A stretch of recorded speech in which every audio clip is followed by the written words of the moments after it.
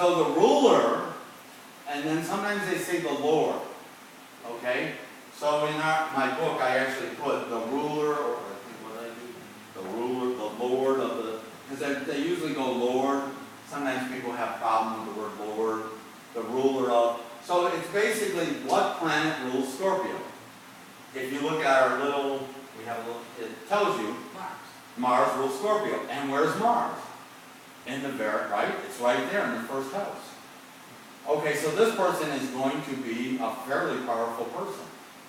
The Lord of the first is in the first. All right. In my book about her, I said like Scorpio rising, especially you got Mars there. They have like alligator eyes. And I even put a picture of an alligator out of one of our books. Yeah. But if you look at regularly, you look at people with a Scorpio rising, and you will see these like Scorpio kind of, I call them alligator eyes or scorpion eyes kind of. All right? So Scorpio can get you, there's certain, now Scorpio is actually the sign of the zodiac that gets the worst press. All right? Everybody, right? Everybody's heard that one like a million times. They're always oversexed, they're degenerates, they're, and just for the record, a lot of times they are. You say that like it's a bad thing. Yeah, there you go. Well, in Vedic tradition, they might consider that a bad thing, except if you're the king and then nobody questions what you're doing. Interesting.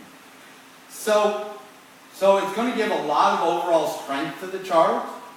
It will help with the longevity that the Lord of the first is in the first. Now we want to see what other planets are there to see if it forms any important things. So the sun is there. Okay, the next planet is the sun, and that's the 10th, it rules, the sun rules Leo, which in her case is the 10th house.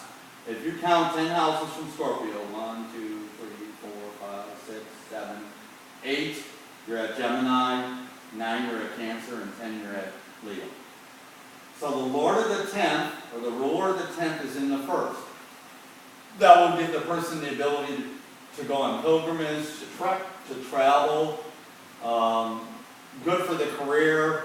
I one time kidded her. I said, you wanted to be a singer, you wanted to be a dancer, you wanted to be a comedian, you got stuck being a billionaire. Live with it.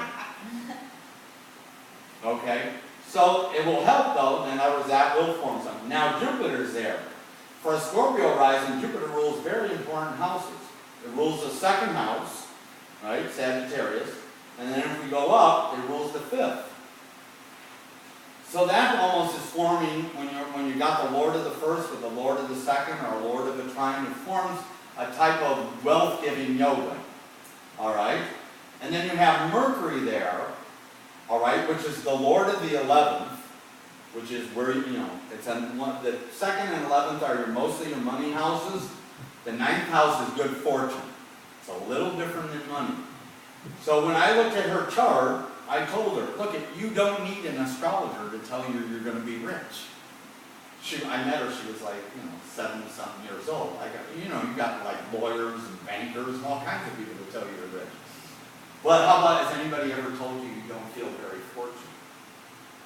All right? And it's because I was able to see the Lord of the 9th, Moon, Cancer, is the 9th house, is in the 6th.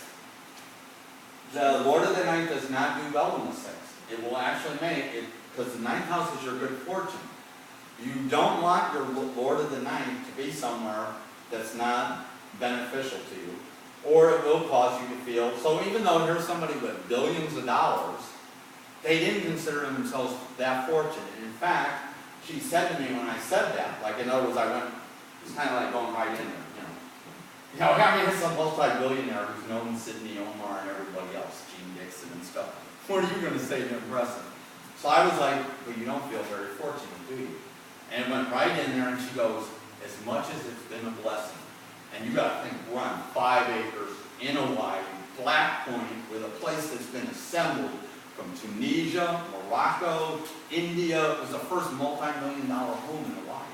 I mean, she had places from other countries assembled at her estate, right?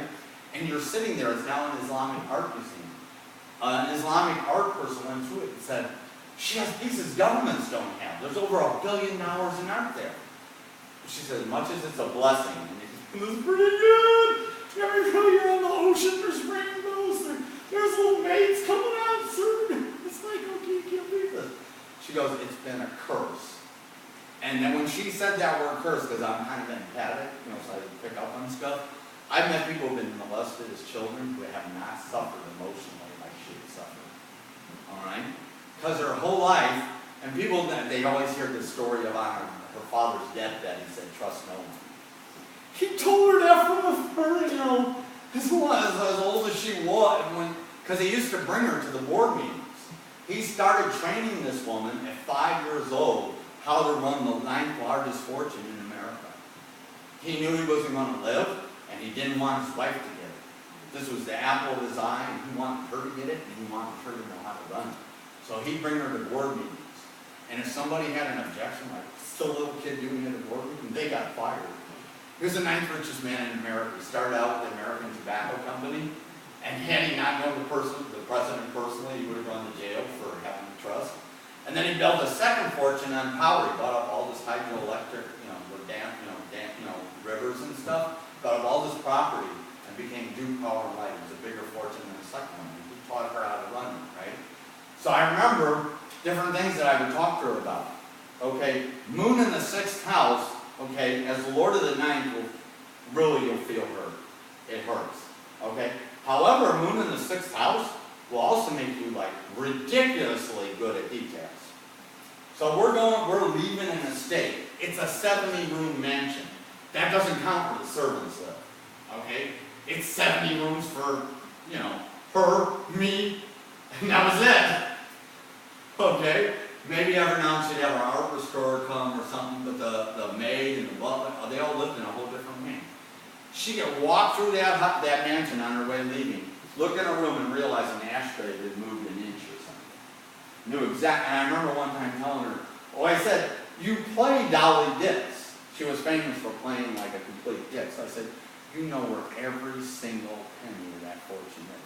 And she'd go, and I go, you're an astrologer, Doris. You don't have to lie to me about stuff. So this, again, I'll give great attention to detail. There's another little interesting, and then we'll go on to some of the other charts. Venus is in Sagittarius in the 2nd house. One of the things that this will give is living in palatial buildings. All right? Venus being in Jupiter's sign in the 2nd house gives, if you think about what we've talked about, Venus, so that's the planet of enjoyment. It's in Jupiter's sign, which means you're giving, in other words, Jupiter's giving you everything you could possibly want so you could enjoy that. And 2nd house will be residence, so she lived in if you really look at the estates, they were very palatial. Like the cheapest estate she had was here in Beverly Hills. It was Falcon Lair, it was Rudolph Valentino's old home, and when it sold it was $4.2 million. And that was the cottage that they used like a month max out of the whole year. They would just use it for shopping trips to Rodeo Drive and to land the plane. Because she didn't want to keep flying. They'd go from Hawaii, land in LA, go stay at the Falcon Lair, do some shopping in Rodeo, and then fly out. And then when we got to the East Coast, we'd take helicopters. All right? But, that was our smallest estate. Hawaii had a 5-acre estate, but things that had been assembled from other countries. So Venus